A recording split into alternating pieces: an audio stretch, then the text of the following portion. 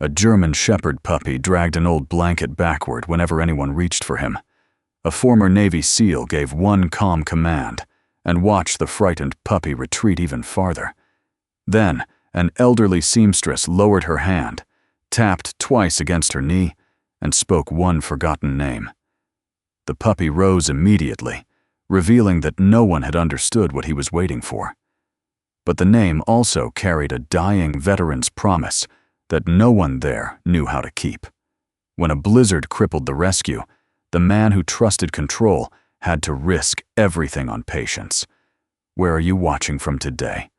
Stay until the end, share your thoughts, and please like and subscribe as we work toward our first 1,000 subscribers.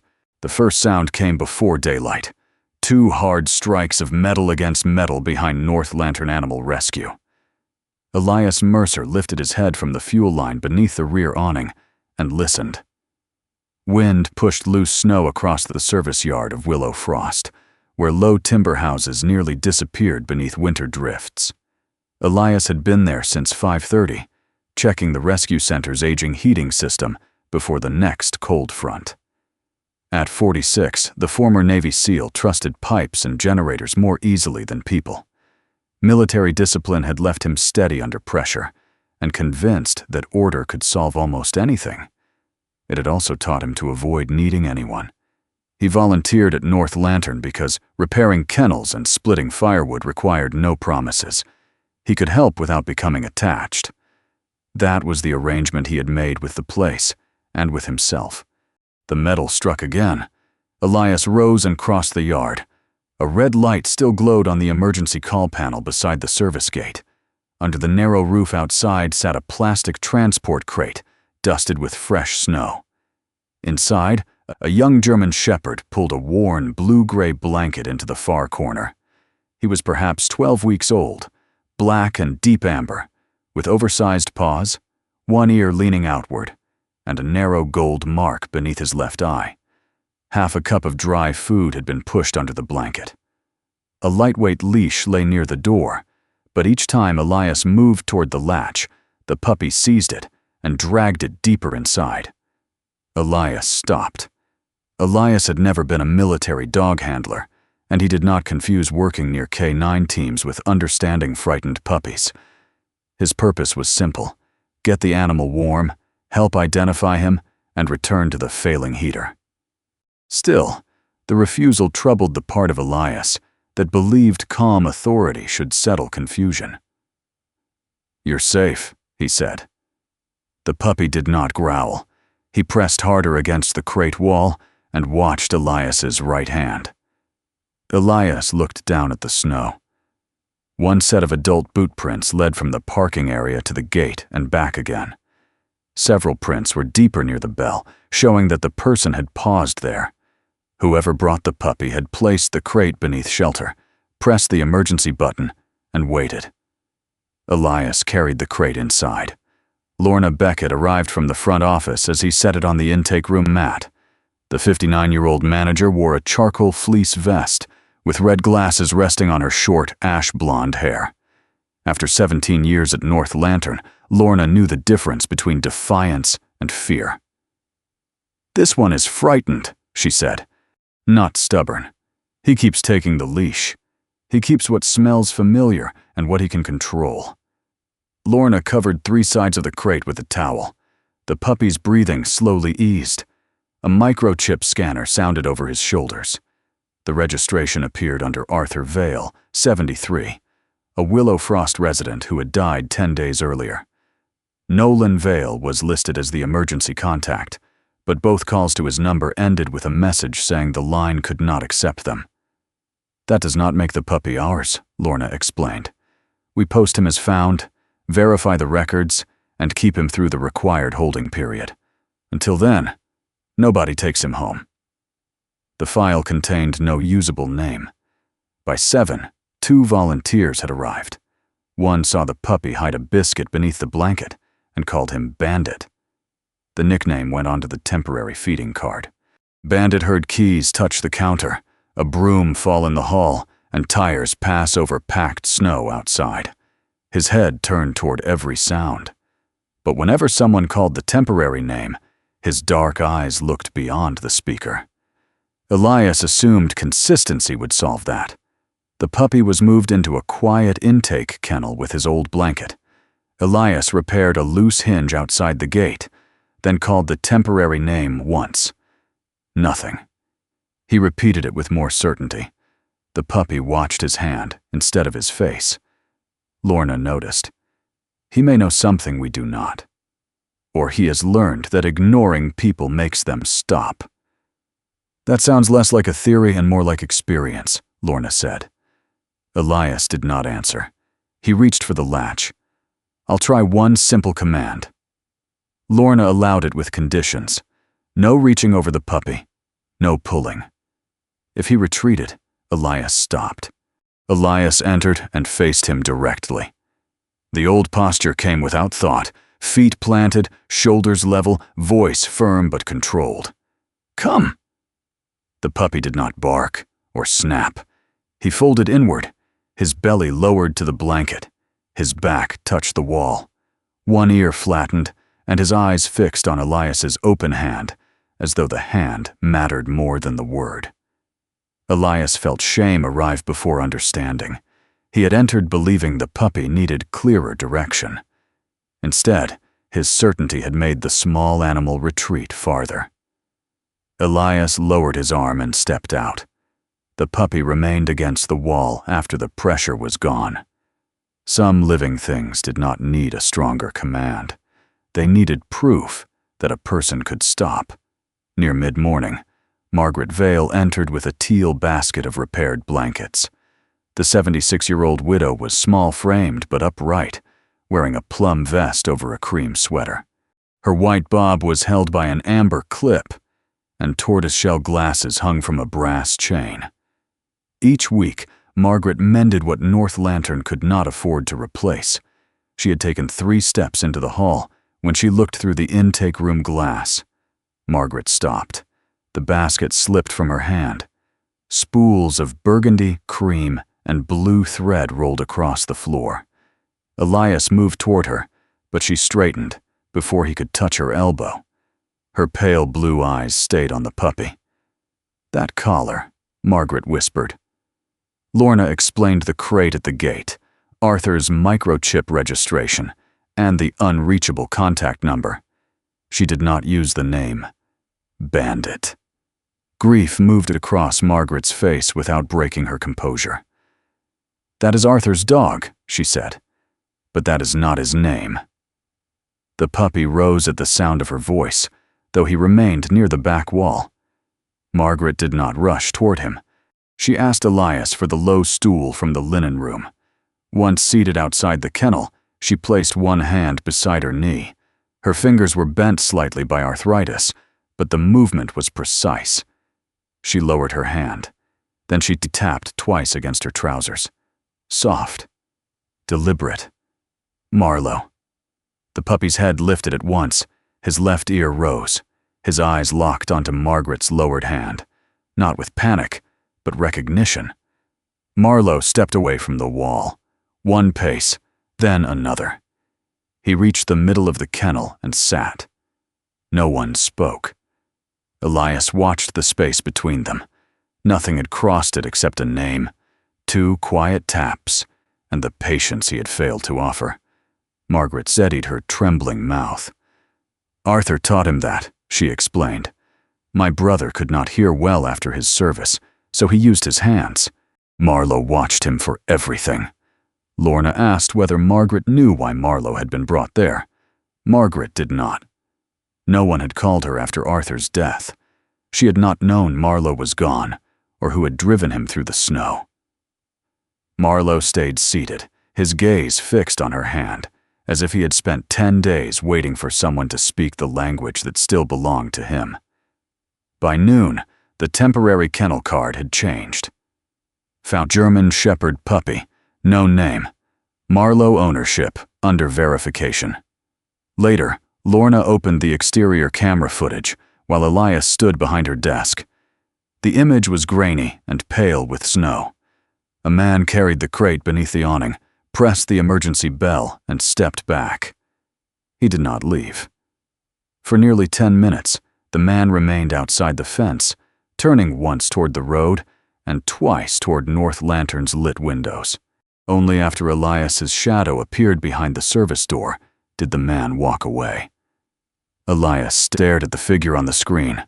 Whatever had brought Marlowe to the gate, it was not as simple as abandonment. Somewhere beyond North Lantern, someone had waited in the snow to make certain the puppy would not be alone.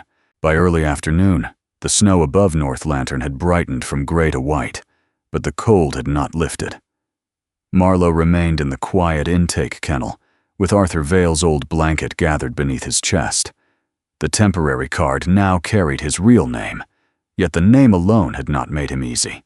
He still watched every hand before every face, and startled when a cart rattled past the door.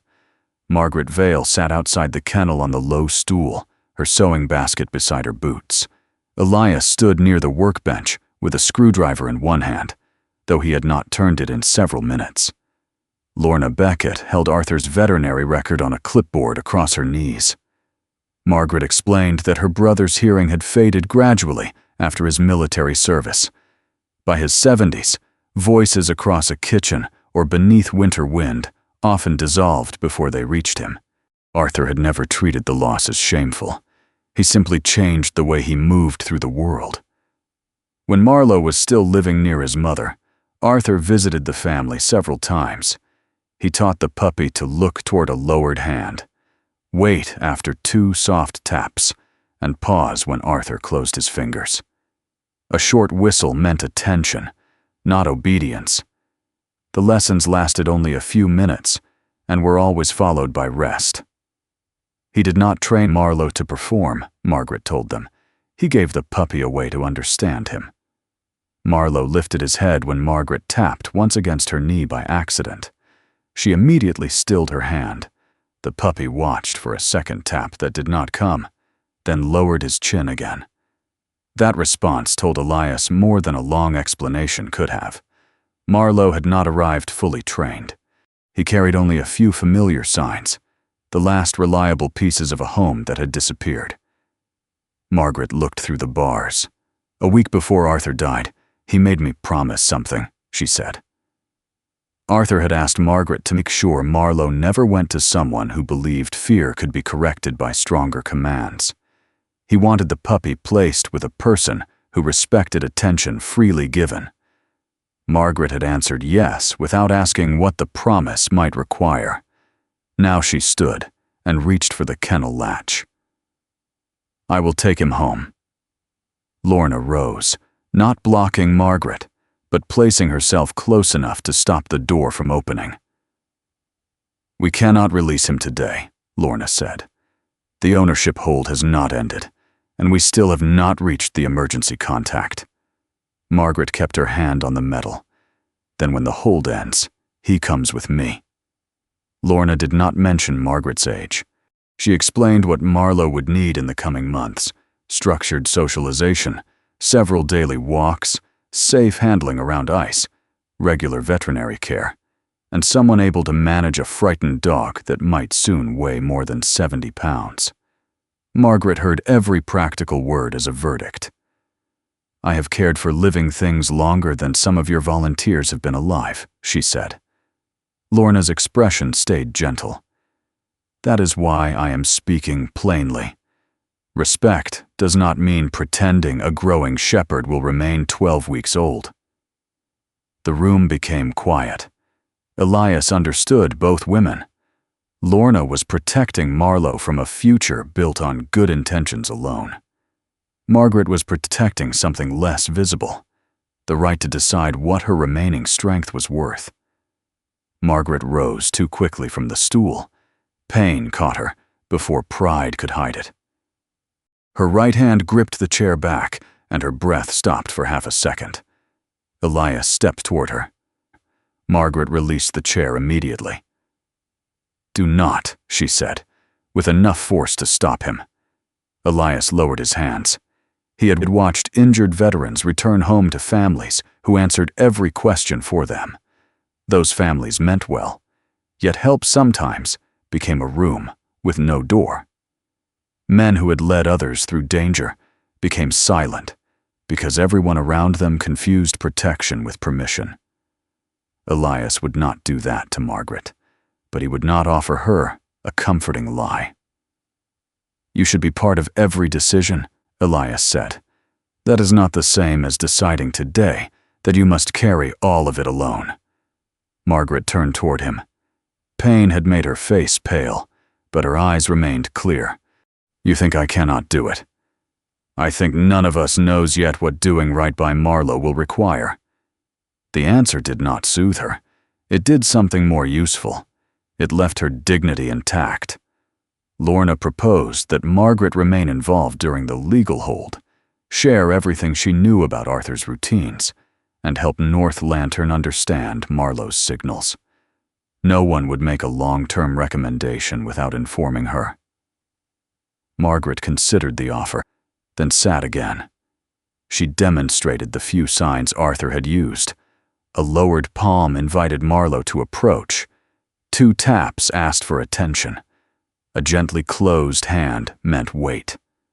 Margaret warned them not to repeat a signal too quickly. Arthur believed that asking again before a dog had time to choose taught the animal that the first request meant nothing. Elias felt the lesson land beyond the kennel. He had spent much of his life repeating instructions until the world complied. Marlowe's language required the opposite. Ask clearly, then leave enough silence for the answer to belong to the one giving it. Near the end of the afternoon, Margaret prepared to leave. She moved more slowly, but refused assistance without pretending her knee had not hurt. At the kennel, she lowered her fingers beside the bars. Marlowe came forward without being called. He touched his nose to her knuckles and remained there for one breath. Then he stepped back. Margaret did not ask him to follow. That restraint changed something in Elias. Margaret had entered believing love required possession. Yet she allowed Marlowe to choose distance without treating it as rejection. After she left, Elias returned to the workbench. His leather glove lay beside the toolbox where he had forgotten it. Marlowe reached one paw through the lower gap, caught the edge of the glove, and pulled it into the kennel. After 2 attempts, he dragged it onto Arthur's blanket and lay beside it. Lorna watched from the doorway. "He likes your glove," she said. "He likes leather and machine oil. That may be all it is." Elias appreciated that she did not turn the act into a sign from heaven. Marlowe was a puppy seeking a familiar scent, not a messenger delivering an answer. Still, Elias noticed that Marlowe's breathing settled beside the glove. A warning tone sounded from the utility room. Elias found the heating panel flashing below normal output. The old burner still produced heat, but not enough to trust through a severe cold snap. Lorna called the supplier. The replacement assembly had been ordered, yet a larger storm was expected before the weekend. If the county road closed, delivery could be delayed. Elias checked the backup generator. It could power the lights, medical equipment, and one small kennel room. It could not heat the entire building. "We have time," he told Lorna, "but not much margin." Lorna began updating the emergency housing list, while Elias recorded the new readings. Neither spoke about what might happen if the storm arrived first. As evening settled over Willow Frost, Lorna enlarged the exterior camera image from that morning. Snow blurred the vehicle, but one frame caught the rear license plate beneath the service light. She entered the number into the intake report and compared it with Arthur's records. Then Lorna called Elias to the desk. The vehicle was registered to Nolan Vale, the same Nolan Vale listed as Arthur's emergency contact. The man who had waited outside the fence was not a stranger after all. Nolan Vale arrived at North Lantern shortly after 10 the next morning.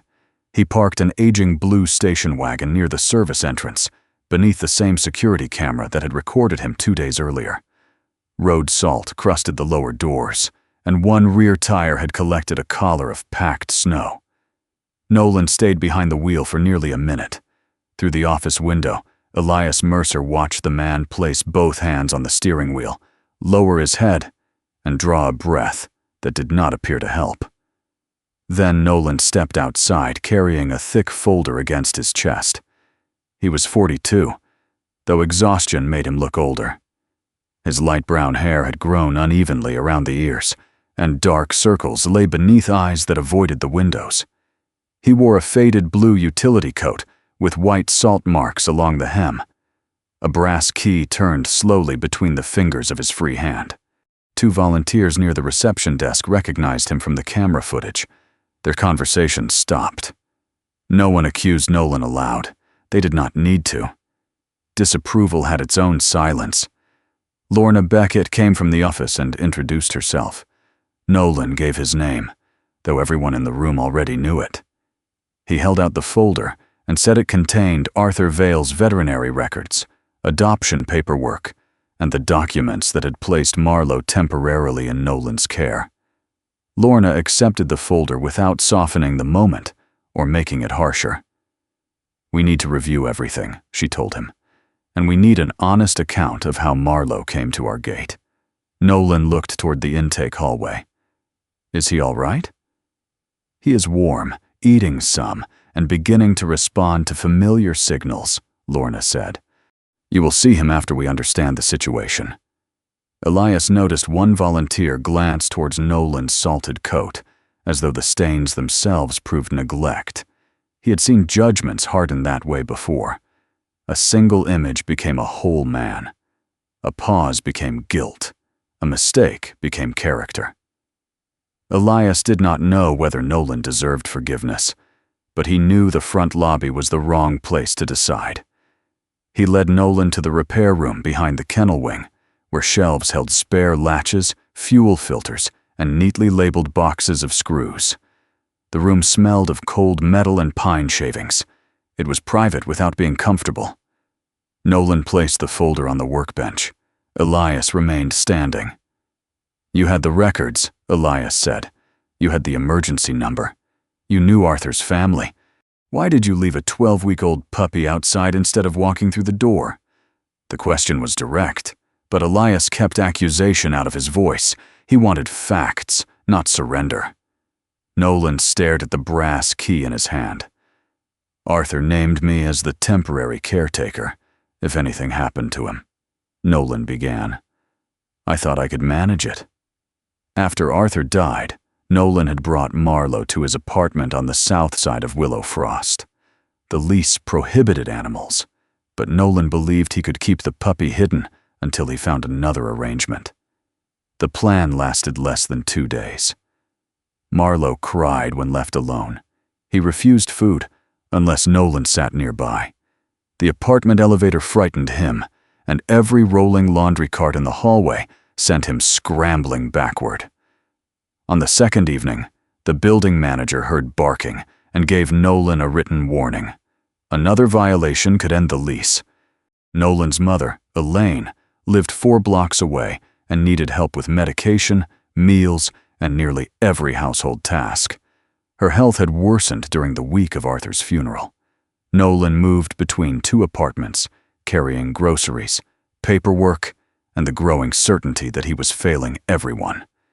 He called rescue groups in 3 nearby counties. One had no space. Another required an appointment several days away. A third offered to post Marlowe online, but could not take physical custody. North Lantern's main office had been closed when Nolan called after midnight. The recorded message said the emergency service bell could be used if an animal was in immediate need. "That morning, my mother fell in her bathroom," Nolan said. His fingers tightened around Arthur's key. "She was not badly hurt, but she could not get up without me, and I had already left her alone too long." Nolan had loaded Marlowe's crate into the station wagon before dawn. He brought the puppy to North Lantern because the center was heated, staffed early, and less than 10 minutes from his mother's apartment. He placed the crate beneath the service awning, pressed the emergency bell, and waited outside the fence. When a light came on in the repair wing, Nolan saw Elias's shadow pass behind the frosted glass. Only then did he leave. Elias listened without interrupting. The explanation did not erase the danger. Nolan could have written a note. He could have called again. He could have stayed until the door opened. Nolan knew that. I had paper in the car, he admitted. I had Arthur's records beside me. I could have left my name. Why didn't you? Elias asked. Nolan finally looked up. Because every sentence sounded like an excuse. He had imagined the note being read by strangers. My landlord threatened me. My mother needs me. I cannot keep the dog. Please understand. Nolan believed the words would make him sound like a man arranging his burdens by placing the smallest one outside a gate. So I left nothing, he said, which made it worse. There are times when shame does not lead a person toward confession. It convinces him that silence is the last piece of dignity he has left. But silence rarely protects dignity for long.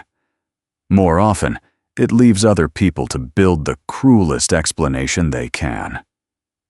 Elias opened the folder. Inside were Marlowe's vaccination receipts, photographs of Arthur sitting beside the puppy, the original microchip form, and a signed directive naming Nolan as temporary caretaker. There was also a notarized copy of Arthur's estate instructions, confirming that Nolan had authority to place Marlowe with a suitable home or licensed rescue if Arthur died. The documents did not make Nolan's decision wise. They made it legally possible to correct. Lorna joined them and reviewed each page. She verified the clinic information, compared signatures, and called the veterinary office. The receptionist confirmed Arthur's account, Marlowe's age, and Nolan's designation. North Lantern could now accept a temporary surrender from Nolan. The required holding and evaluation period would still continue before any permanent adoption. Nolan signed the paperwork slowly. When he reached the line marked "Reason for Surrender," his pen stopped. After several seconds, he wrote, "Unable to provide safe, stable care after owner's death." He did not write "unwanted." By the time Margaret arrived, the morning light had flattened beneath gathering clouds. She entered the repair room wearing her teal winter coat and amber hair clip. Lorna had called because Margaret had asked to be included in every decision. The moment Margaret saw Nolan, her grief sharpened into anger. "You stood outside that fence," she said. "You had my number." Nolan did not defend himself quickly. Margaret reminded him that she lived less than a mile from Arthur's house. She could have come. She could have helped. She should not have learned from a microchip scanner that Marlowe had disappeared from the family. Nolan accepted each sentence until Margaret said he had decided she was too old to matter. That accusation made him raise his head. "Arthur told me not to give Marlowe to you just because you would never say no." The words struck harder than Nolan intended. Margaret went still. For a moment, anger left her face, and something older took its place, the fear that Arthur had watched her decline in silence and judged her unfit. "My brother believed I was too weak," she said. Nolan shook his head. "He believed you were strong enough to carry anything, even when carrying it would hurt you." Nolan explained that Arthur had worried Margaret treated every promise as a debt to be paid alone. She had cared for their parents, her late husband, neighbors, church families, and Arthur himself. She rarely asked whether love could take another form. "He did not doubt your heart," Nolan told her. "He was afraid your heart would volunteer the rest of you without permission." Margaret turned toward the small window above the workbench. Snow moved across the glass in fine white lines. Elias expected her to leave.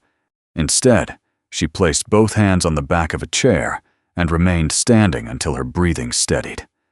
Faith did not always arrive as comfort.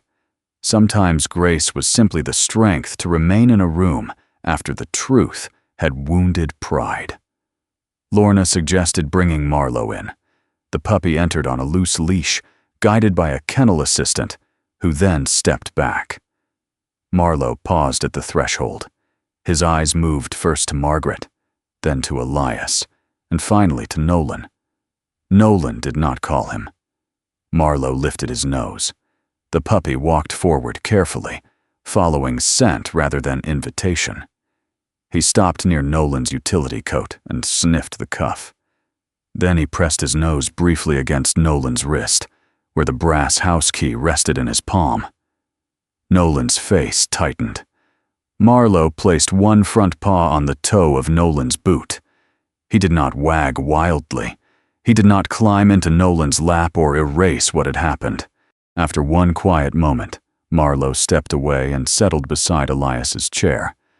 No one treated the movement as a verdict. The puppy had only confirmed that Nolan belonged to his memory. He had known the man's hands, coat, apartment, and tired footsteps. Nolan was not a stranger who had taken him from the road. He was someone Marlowe had trusted imperfectly. That made the truth more painful, but also more human. Before leaving, Nolan watched Margaret fold Marlowe's old blanket along the kennel edge. "Arthur kept that with him from the first night," Nolan said. "He would not let anyone replace it." Margaret examined the worn blue-gray fabric. Nolan pointed toward the heavier seam running beneath one corner. "Arthur added another lining himself," he said. "He told me there were some things a dog should always be able to find by scent." Margaret ran her arthritic fingers over the stitching. The seam was uneven, stronger in some places than others, and clearly made by hand. Beneath her fingertips, one section felt thicker than the rest.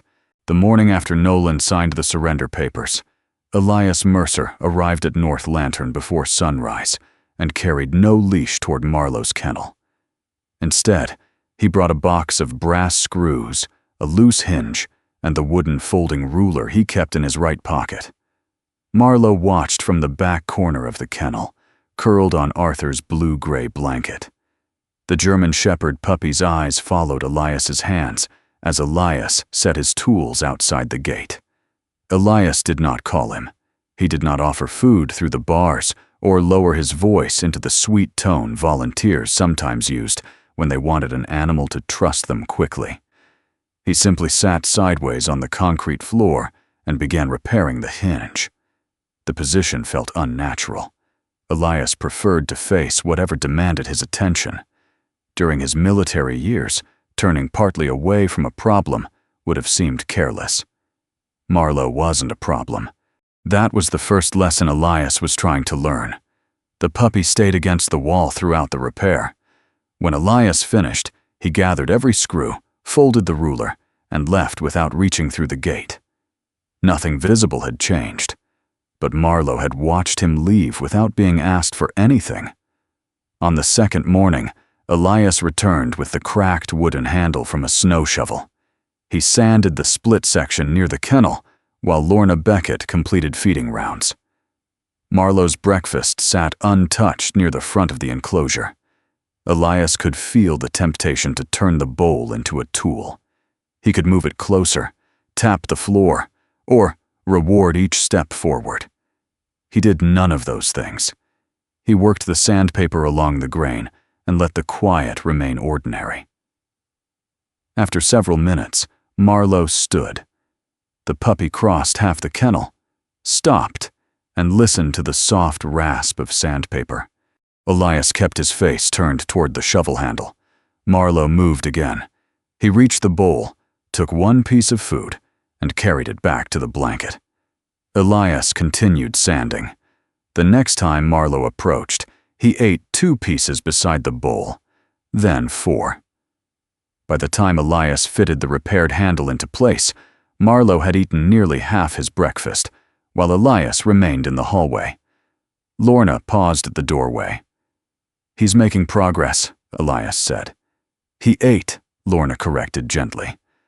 "That is progress. It does not mean every fear is gone." Elias nodded.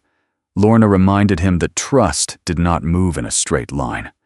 A puppy might eat beside a familiar person in a quiet hall and still panic on a slick floor, around a stranger, or beneath an unfamiliar sound. "Do not ask tomorrow's courage from him today," Lorna said. The sentence stayed with Elias longer than he expected. On the third day, he sat outside the kennel to inspect a ventilation grate. The heating system continued to operate below full capacity, so every air passage mattered. Marlowe lay with his nose near Elias's leather glove. Elias lowered one hand beside his knee, just as Margaret had shown him. Then he tapped twice. Marlowe's head rose. Elias waited. The puppy stood, but did not come immediately. One ear leaned outward. His weight shifted forward, then back. Elias felt the old instinct to repeat the signal. Clear instructions had once kept men alive. When someone hesitated, Elias had been trained to remove uncertainty before it spread. His fingers nearly tapped again. Then he remembered Margaret's warning. If the first request always became a second request, the first one would stop meaning anything. Elias kept his hand still. Marlowe took one step. He paused again, studying the lowered palm. Then he crossed the kennel and stopped inches from the gate. Elias did not reach for him. Marlowe stretched his nose toward the back of Elias's fingers. Before contact, the puppy changed his mind and moved away. Elias let him. The absence of disappointment seemed to surprise Marlowe more than praise would have. He remained near the front instead of retreating to the blanket. That evening, Elias drove home through narrow streets banked by white snow. The windows of Willow Frost glowed behind curtains, and wood smoke moved slowly above the roofs. At his cabin, Elias placed his boots in their usual line and laid his keys in the same shallow dish. The rooms held the disciplined quiet he had built after leaving the service. For years, he had believed that silence meant nothing could reach him. Marlowe was teaching him there were different kinds of silence. One silence closed a door, another stayed beside it. The memory that returned was not of danger. It was of a night near the end of Elias's service, after a mission that had left him unable to rest. An older teammate named Daniel Cross had found Elias sitting alone outside a temporary operations room. Daniel did not ask what Elias had seen. He did not tell him to sleep, pray harder, or put the past away. Daniel sat on an equipment case several feet away and remained there until daylight. At the time, Elias had mistaken that quiet for a lack of words. Years later, he finally understood it as loyalty. Daniel had not tried to pull Elias out of the dark. He had made sure Elias did not have to sit there alone. On the fourth day, Lorna prepared to move Marlowe from the kennel to the small examination room across the hall. The puppy needed a routine weight check, but the path included a stretch of polished floor that reflected the overhead lights. Marlowe stopped at the threshold. The loose leash remained untouched on the floor beside him. Lorna had clipped it on for safety, but had given Elias control of neither the puppy nor the decision.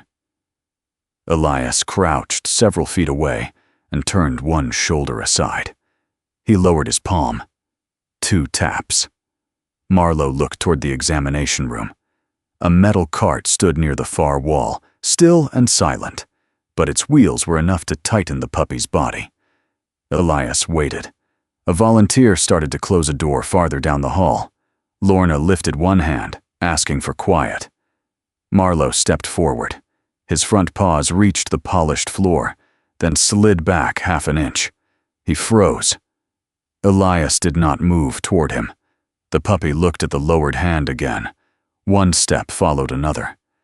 Marlowe crossed the hallway without being pulled and entered the examination room beside Elias's knee. Only after the puppy stood on the rubber mat did Elias let his hand fall. Marlowe had not obeyed in the way Elias once understood obedience. He had studied the risk, recognized a familiar signal, and chosen to move. The distinction mattered. After the examination, Marlowe returned to the kennel and slept for nearly an hour. Lorna warned Elias not to repeat the exercise that day. "Success can exhaust a frightened animal," she explained. "Let this one stay successful." Elias looked through the gate at the sleeping puppy. For most of his life, progress had meant adding pressure until a limit moved. Now, progress meant knowing when to stop. That afternoon, Margaret arrived to repair the damaged corner of Marlowe's blanket.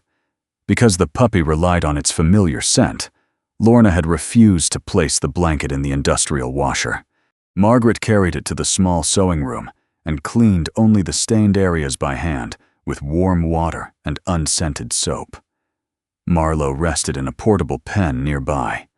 Elias remained in the room, repairing the loose clasp on Margaret's sewing box. Margaret examined the blanket's worn corner. Marlowe had scratched open several inches of stitching, exposing an inner layer Arthur had added. The seam was uneven but strong, made by hands more patient than skilled. Margaret used small scissors to remove the broken thread. As the fabric opened, she discovered that the lining was not flat. One section felt thicker. Marlowe stood before she said anything. The puppy walked to the side of the pen closest to the sewing table. His nose worked rapidly, pulling in the scents of old cloth, Arthur's house, Margaret's soap, and something sealed beneath the lining. Margaret lowered the blanket. Marlowe pressed his nose against the heavy corner and scratched it once. Not wildly, precisely. Margaret looked at Elias. "My brother used to hide cloth pieces in here," she said. "Things that smelled like home." She carefully opened the inner seam. Inside was a small fabric pocket, hand-sewn beneath the lining. Arthur had apparently used it before, but the final opening had been stitched completely shut. Margaret slipped 2 fingers inside. Her expression changed. She drew out a thin paper envelope, slightly bent, but dry. The paper carried the faint scent of cedar from Arthur's house. No one spoke. Across the front, written in Arthur Vale's careful block letters, was one name: Margaret. She held the envelope between hands that had repaired hundreds of torn things for other people. This was something Arthur had left unfinished, and for the first time since his death, Margaret did not know whether she was ready to mend what waited inside. Margaret Vale held Arthur's envelope as though it might break from the warmth of her hands. The paper had survived beneath Marlowe's blanket through the final days of Arthur's life, the confusion after his death, Nolan's apartment, and the cold journey to North Lantern. One corner was bent, but the seal remained closed. Margaret moved to the small table in the sewing room. "I would like a few minutes," she said. Elias Mercer nodded and led Marlowe's portable pen into the adjoining work area. Lorna Beckett closed the sewing room door, but remained nearby in case Margaret needed anything. For several minutes, the only sound was wind moving against the high windows. Then Margaret called Elias's name. He found her sitting beneath the yellow sewing lamp. She had placed the envelope on the table and was pressing one thumbnail beneath the old adhesive. Her fingers trembled from effort. "I cannot open it without tearing the paper," Margaret said. She did not look at him when she asked for help. The request was small, yet Elias understood what it had cost. Since Marlowe arrived, Margaret had refused a hand at her elbow, rejected decisions made on her behalf, and defended every remaining measure of her independence. Now she was choosing assistance rather than having it imposed upon her. Elias pulled out the chair opposite her. Using a thin letter opener from Margaret's sewing box, he loosened the brittle seal one section at a time. He did not unfold the pages. He passed the opened envelope back immediately. Margaret accepted it with both hands. "Thank you," she said. Elias returned to the doorway, far enough away to give her privacy, but close enough that she would not have to call twice. The letter began with an apology. Arthur had written it when his health first worsened. He intended to mail it, but an unexpected hospital stay interrupted the plan. With nurses, neighbors, and relatives moving through his house, he had hidden the envelope in the fabric pocket he once used for scent cloths. He believed Margaret would eventually repair the blanket. Arthur had known his sister well. Margaret read silently at first. Her eyes moved steadily across the page until they reached a line that caused her mouth to tighten. Arthur thanked her for a lifetime of staying when other people left. She had remained beside their parents through old age, beside her husband through his final illness, and beside neighbors, whose own families lived too far away to help. But Arthur also wrote that loyalty could become a room without an exit. Margaret sometimes accepted responsibility before asking whether love had truly required it. She carried other people's needs until the weight felt holy, simply because it hurt. Arthur did not want Marlowe to become one more burden she mistook for proof of devotion. Margaret stopped reading. For most of her life, people had praised her strength. Church members called her dependable. Families brought torn quilts and trusted her to return them whole.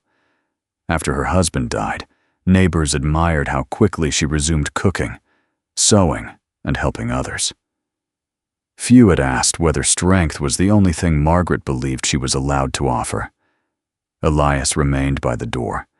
He knew the danger of becoming useful in only one way. During his Navy years, competence had been a kind of currency. If Elias could stay calm, fix the problem, and carry what others could not, there was always a place for him. After leaving the service, he had kept the usefulness and removed the people.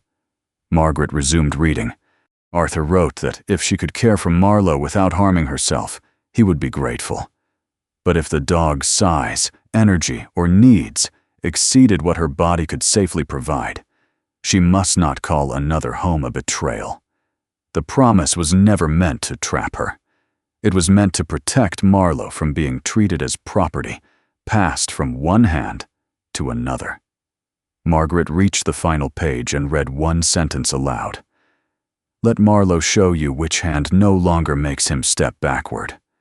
The words settled over the room. Marlowe lay in the adjoining pen with his head beside Elias's leather glove.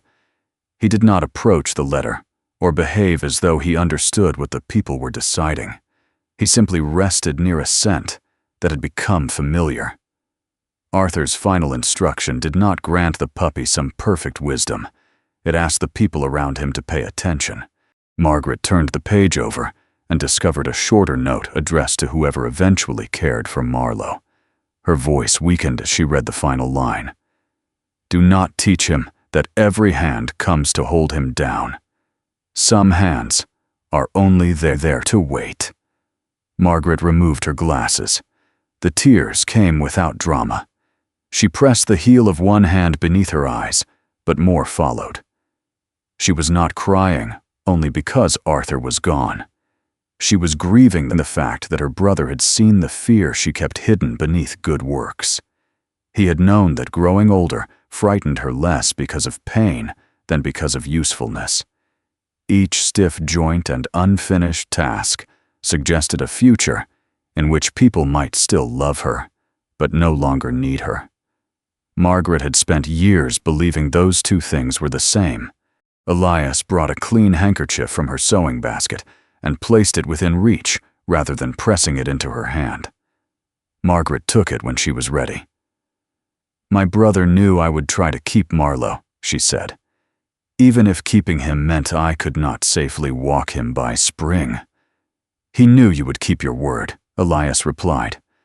Margaret looked at the letter. "He knew I might use the promise to punish myself." Elias did not deny it.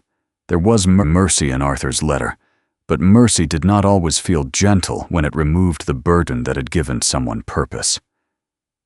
After a while, Margaret folded the pages along their original creases. She no longer insisted that Marlowe must live with her. That decision could wait until the legal hold ended and the people involved understood what the puppy needed. But the question Arthur left behind had already shifted toward Elias. Margaret watched Marlowe resting beside the glove.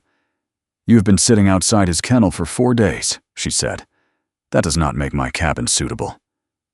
Elias gave practical reasons before emotion could speak. His home stood beyond the village edge. He kept irregular hours at North Lantern. He had never raised a puppy, never handled long-term socialization, and never trained a working breed. Marlowe needed more than quiet floors and a reliable furnace. Margaret listened without interruption. Elias continued until his reasons became a wall he could recognize, but still did not know how to lower. "My life is not arranged for another living thing," he said. Margaret rested both hands on Arthur's letter. "Is there truly no room in your house, Elias? Or have you arranged it so carefully that no one is ever given the chance to enter?" He looked toward the work area. Marlowe had shifted in sleep. One oversized paw rested across the leather glove.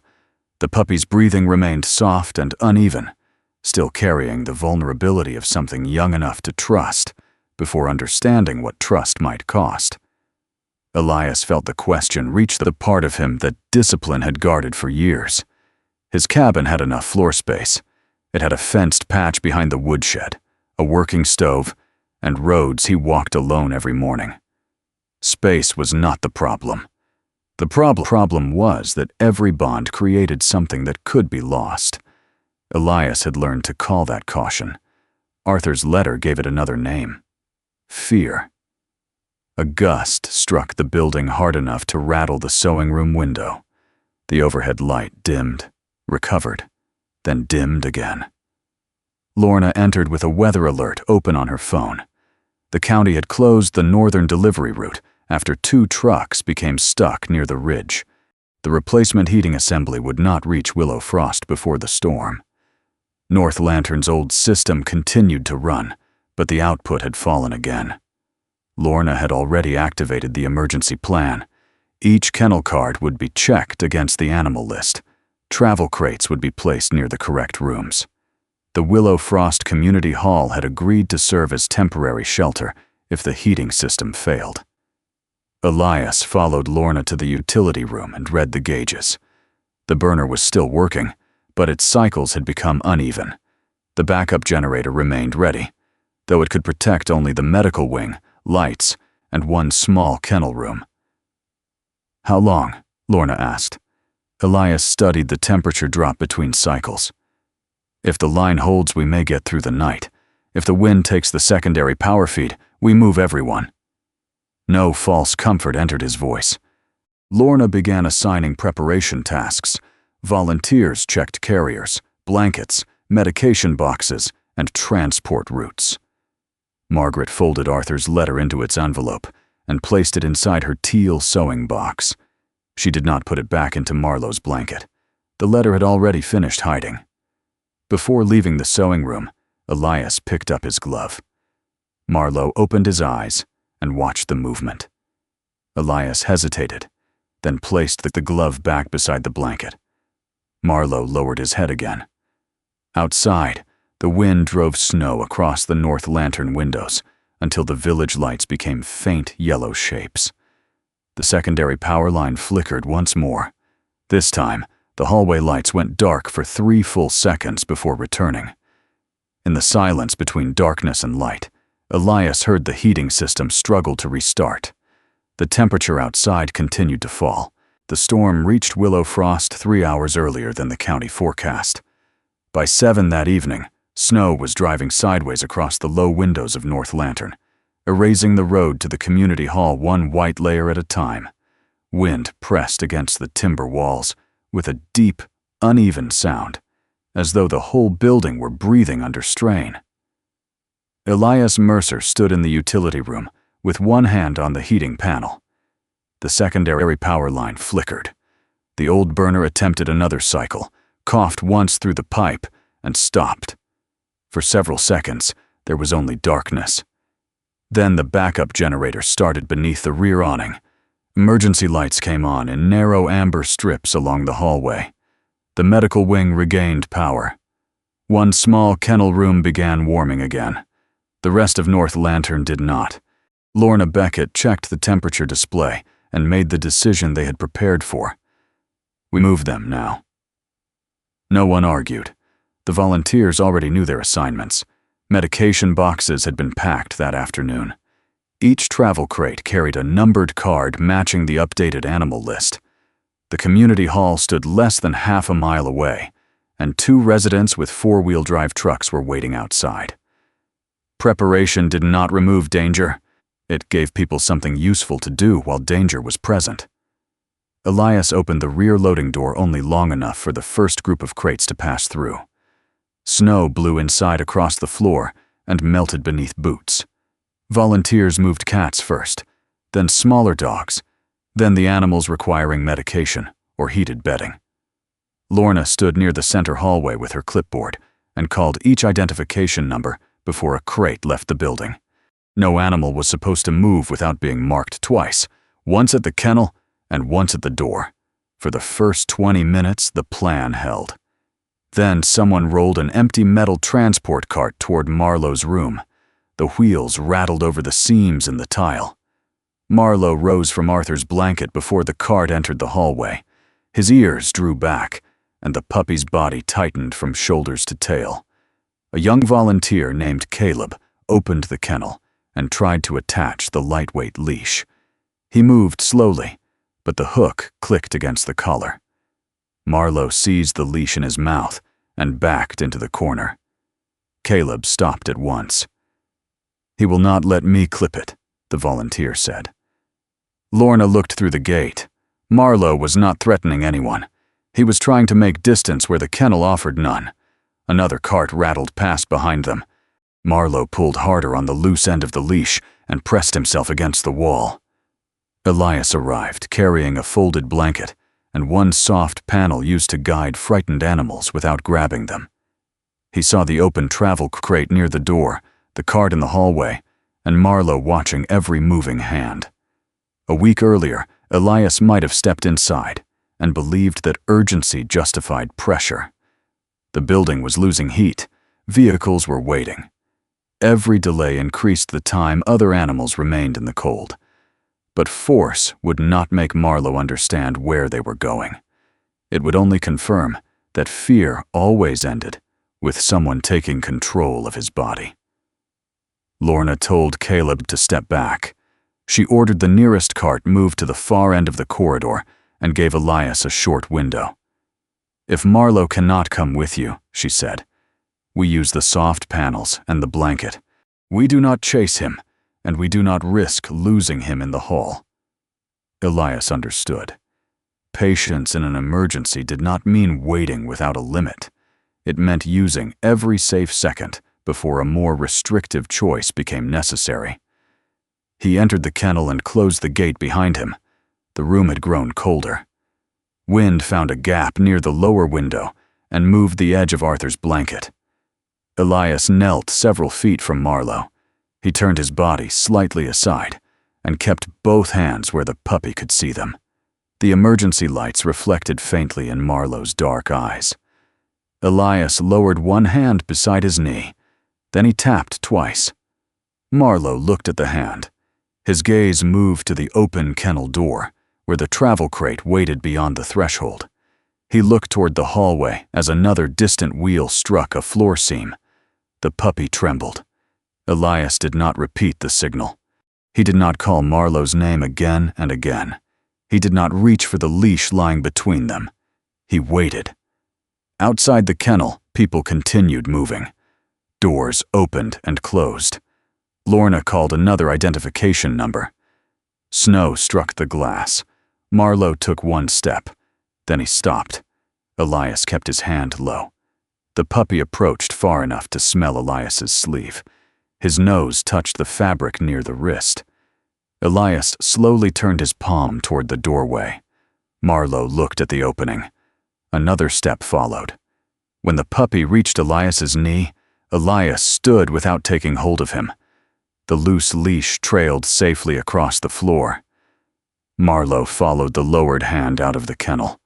The travel crate stood open nearby, but Elias did not direct him into it immediately. He guided Marlowe into the quieter side corridor, where the polished floor had been covered with rubber mats earlier that day.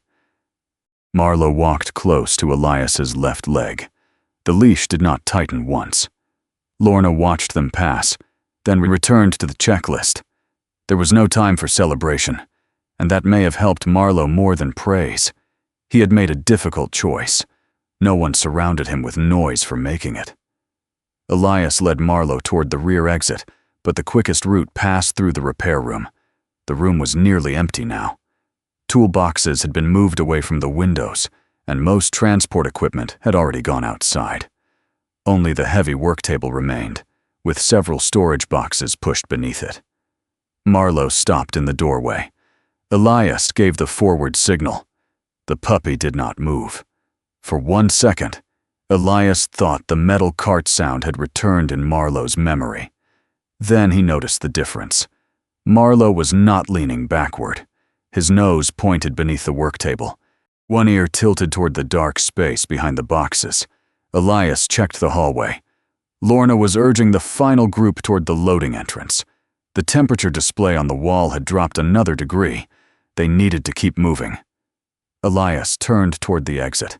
Marlowe stepped after him, touched his nose to Elias's trouser leg, then returned to the table. The puppy lowered his head and stared beneath it. This time, Elias listened. At first, he heard only the generator and the wind. Then a small sound rose from behind the boxes. Not a bark, a thin, unsteady whine. Elias crouched and shone a flashlight beneath the work table. 2 frightened eyes reflected from the darkness. An elderly mixed-breed dog named Pippin had wedged himself behind a box of ventilation parts. Pippin was small, gray around the muzzle, and nearly deaf. During the earlier loading, he had apparently slipped from an unsecured travel crate while volunteers changed its bedding. The empty crate had continued with the first transport group. Its identification card had remained attached. On paper, Pippin had already reached the community hall. In reality, he was still beneath the table in a building losing heat. Elias called Lorna. She came quickly, checked the clipboard, and understood the mistake at once. "His kennel is marked clear," she said. "The crate left without him." Lorna did not waste time assigning blame. She corrected the list, radioed the community hall, and asked them to confirm every animal physically, rather than by crate number alone. Pippin would not come when called. He pressed deeper against the wall when Elias moved 1 box. Marlowe stood several feet away. The puppy remained tense, but he did not flee when another transport cart rolled through the distant hall. Elias placed Arthur's old blanket on the floor near the table. Lorna added a small dish of warm food from the emergency pack. Then both adults backed away. The scent reached Pippin before the food did. His nose appeared first, followed by 1 paw. Elias resisted the urge to reach under the table. Marlowe lowered himself near the edge of the blanket. He did not approach Pippin or crowd the opening. He simply remained visible. The old dog watched him. After several seconds, Pippin crawled forward far enough for Lorna to place a soft loop over his shoulders. Elias wrapped him in the blanket and lifted him against his chest. Pippin weighed less than the tool case Elias carried most mornings.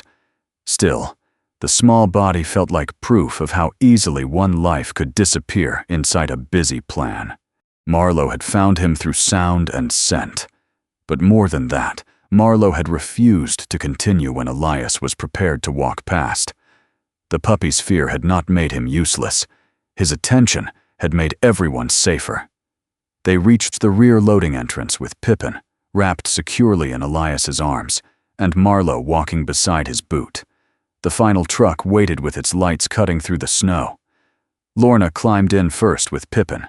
Elias lifted Marlowe into a secured crate lined with part of Arthur's blanket. The puppy hesitated, then entered after Elias lowered his hand and gave the familiar signal. No one forced the door against him. Elias closed it only after Marlowe turned and settled. The drive to the community hall took less than 10 minutes, but the road had nearly vanished. Snowplow markers were the only evidence of where the shoulders ended. Inside the hall, portable heaters hummed beneath the basketball hoops. Folding tables held water, medications, flashlights, and stacks of clean blankets. Families from Willow Frost had brought extension cords, thermoses, pet bowls, and every spare towel they could find. Margaret stood near the entrance in her teal coat, helping sort blankets by size. When Elias carried Pippin inside, Lorna explained the checklist error. Margaret placed one hand over her heart and looked toward Marlowe's crate. A few minutes later, Elias opened the crate in a quiet corner. He lowered his palm. Marlowe stepped out. The puppy looked at the unfamiliar room. the moving people, and the rows of transport crates. His body remained cautious. Then he moved close to Elias's leg. The leash stayed loose. Margaret watched Marlowe choose that position without being pulled, lifted, or commanded into it. Her eyes filled, but her expression held no sorrow. Arthur's letter had asked them to notice which hand no longer made Marlowe step backward. In the middle of a storm, with fear on every side, Marlowe had answered as clearly as a young dog could. Elias looked down at the puppy beside his boot. For years, he had believed attachment divided attention. It gave a person something else to fear losing. Tonight, caring about Marlowe had made Elias listen when haste told him to keep walking. Love had not weakened his judgment. It had sharpened it. Across the hall, volunteers checked each animal again. Face, name, condition, not merely the number written on a crate. Outside, the storm continued over Willow Frost. Inside, every living thing from North Lantern had been accounted for, and Marlowe, who had arrived as the one needing rescue, rested beside Elias after helping bring another frightened life out of the cold. Morning returned to Willow Frost beneath a clear, pale sky. The storm had buried fences, erased driveways, and pressed snow against the lower windows of North Lantern. Yet before the county plow reached the rescue center, the first volunteers were already walking in from the road with shovels over their shoulders. By 8, the building no longer belonged only to its staff. Neighbors cleared the service entrance. A retired electrician tested the generator. 2 church members carried in coffee and soup. Families who had helped at the community hall returned with washed bowls, folded towels, and crates labeled in careful handwriting. No one had been asked twice. In a small village, mercy rarely arrived with a speech. More often, it came wearing work gloves. Nolan Vale stood beneath the damaged rear awning, replacing a section of electrical conduit with the electrician.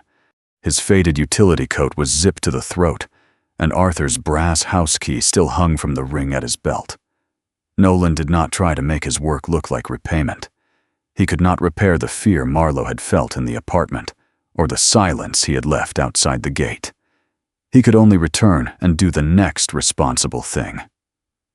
Inside, Margaret Vale organized 6 residents around 2 folding tables. Wet blankets were sorted by fabric, damage, and whether they could safely be reused. Margaret sat when her knees required it, and stood when she chose to. She gave instructions without apology, and accepted help without surrendering authority. Across the hall, Elias Mercer installed the new heating assembly that had arrived behind the morning plow. Normally, Elias would have cleared the utility room and completed the job alone. Instead, he allowed the retired electrician to test the secondary line, while Caleb handed him tools and Lorna recorded each pressure reading. The work moved more slowly with 3 people speaking around him. It also moved safely. For the first time in years, Elias did not interpret help as doubt in his ability. By noon, warm air began flowing through every kennel wing. The sound was ordinary, a low rush through old vents, but several volunteers stopped long enough to listen. Sometimes Grace sounded like machinery starting again. Marlowe rested in the quiet room on Arthur's blue-gray blanket. The puppy had slept deeply after the evacuation, then woken hungry and curious. He still flinched when a metal cart passed too close, but he recovered more quickly when Elias lowered a hand where he could see it. The storm had not cured him. Trust was not a door that opened once and remained open forever. It was something people kept making room for. That afternoon, Lorna completed the final review of Marlowe's file. The required holding period had ended. Arthur's records had been verified, Nolan's authority confirmed, and the surrender documents properly signed. Marlowe was legally under North Lantern's care. That did not make the next decision simple. Lorna invited Margaret, Nolan, and Elias into the quiet room. Marlowe lay near the wall with his leash unclipped and his blanket beneath him. Margaret spoke first. She withdrew her request to adopt Marlowe. Her voice remained steady. "I am not doing this because someone defeated me," she said. "And I am not doing it because I have become useless." No one interrupted.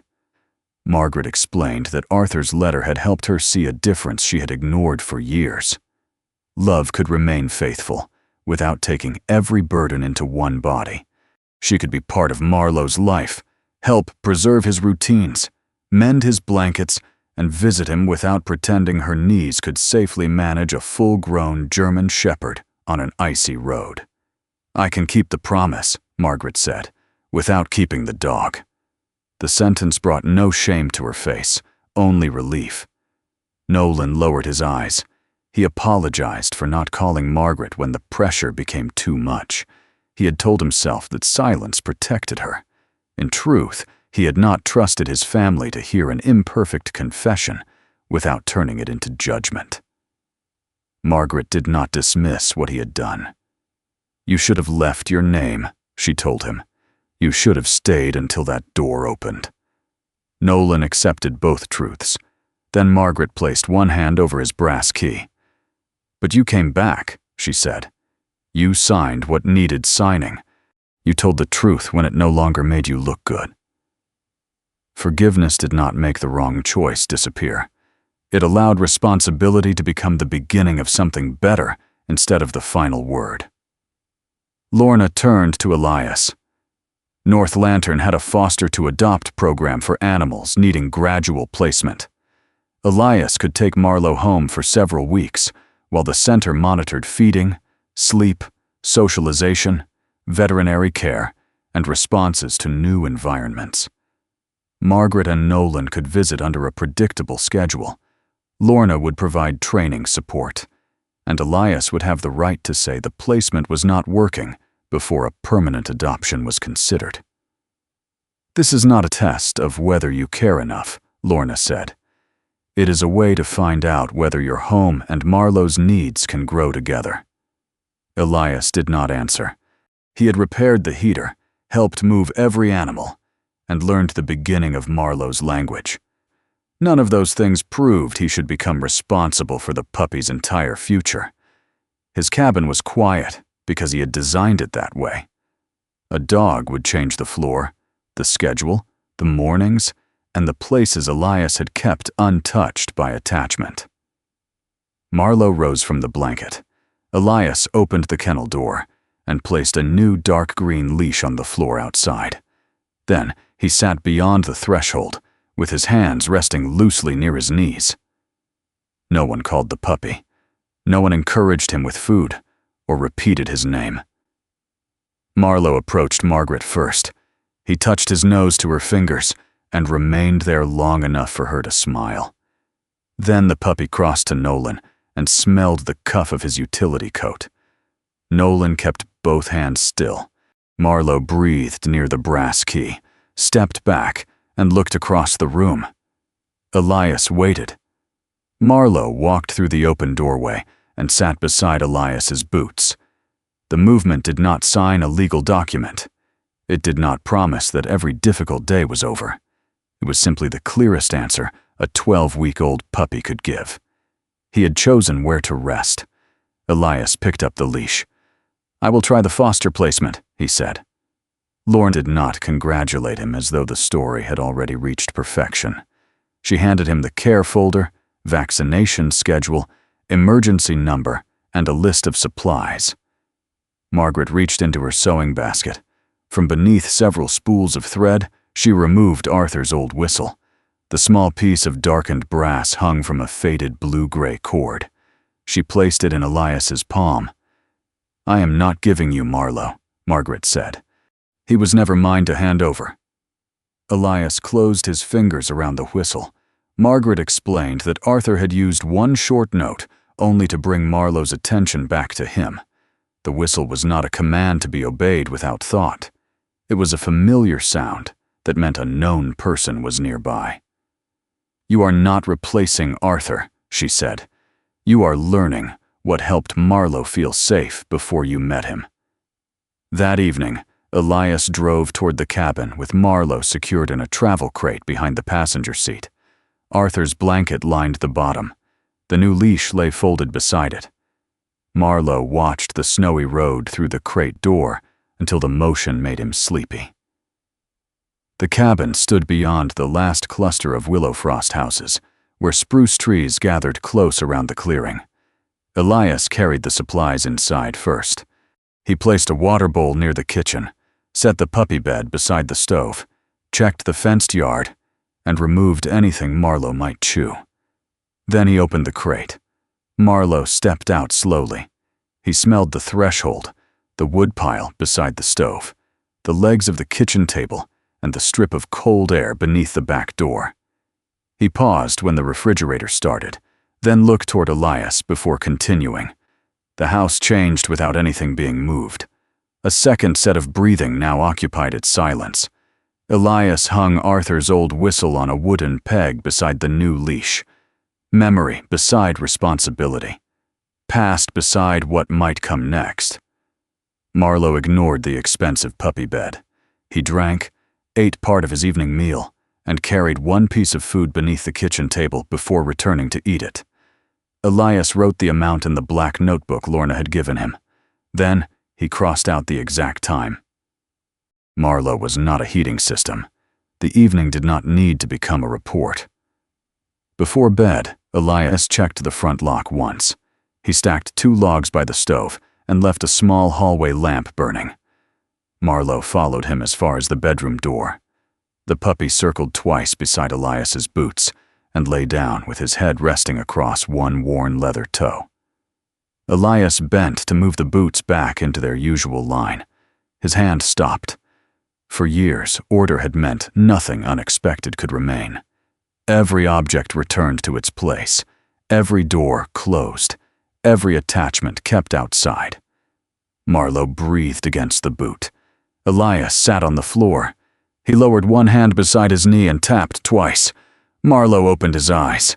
The puppy lifted his head, moved several inches closer, and settled again with one paw against Elias's leg. Elias left the boots crooked. The whistle hung beside the leash in the kitchen. Arthur's blanket rested near the warm stove. Margaret remained part of Marlowe's life without sacrificing her body. Nolan had been forgiven without being excused. North Lantern stood warm because a village had refused to let one building carry the storm alone. And Elias, who had believed love weakened a person by giving him something to lose, finally understood what he had missed. Love did not always pull attention away from life. Sometimes it brought a man fully back to it. Outside, moonlight rested over the snow-covered trees of Willow Frost. Inside, Marlowe slept beside the boots of a man who had learned that waiting was not the absence of action.